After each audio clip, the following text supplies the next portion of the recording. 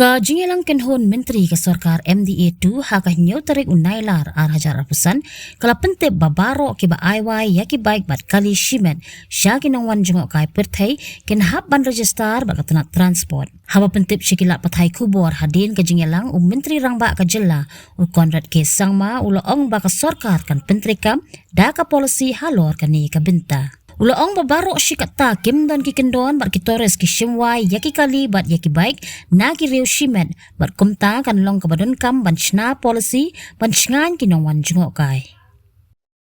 Policy and a legal framework for motorcycles and vehicles to be rented out to tourists and to people.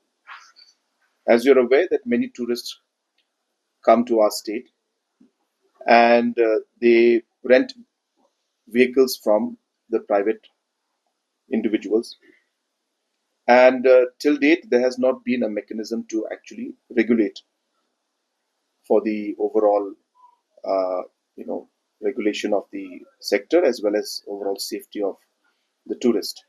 So we have come out with a policy on this matter, and we are now going to regulate it, and people who are interested in renting out the bikes and vehicles to the tourist will have to now register with the transport department to be able to rent their vehicles to tourists in the future. So those were the first two. One was for vehicles and one was for motorcycles.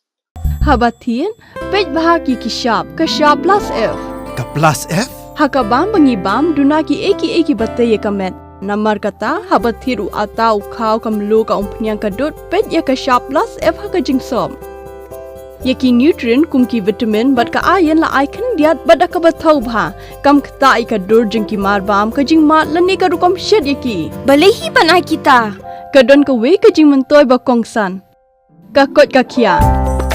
Ka nutrition bakam bha ka jing im bakam bha pendon kam daki marba medon ka sharp plus F menta kasni. Lawan Ra Shapi the office jong Commissionariat of Food Safety Shillong Meghalaya.